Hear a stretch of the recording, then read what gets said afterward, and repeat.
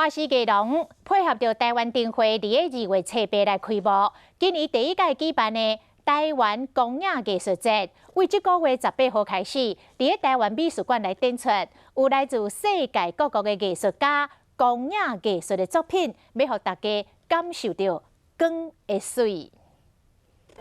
台湾灯会用灯光点亮城市，每一年拢吸引真侪国内外游客。今年选伫台中举办，国立台湾美术馆配合活动，头一摆举办台湾国际光影艺术节，邀请伊脱离日本、法国甲台湾7组光影创作团队，以艺术创作的角度拍开光的可能性。光影艺术，包括光节、灯节，都能够在台湾交流，而台湾也会变成。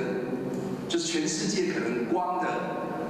一个首都。这摆展览主题是光之书写，结合灯光艺术甲科技，点亮台中国美馆。台湾艺术家庄子伟的森林内面的洋流，以彩色光线反射扩散，和空间展现漂浮感。黑暗中我们可能会很多看不到的东西，那透过光，我们看到空间，我们看到人的存在。 这摆以室外作为主要电视点，由这个导演家音效和民众沉浸伫光影艺术中。展览会到2月23为止，去台中参加灯会的民众，嘛会使到国美馆去行行咧，感受光影艺术的美感。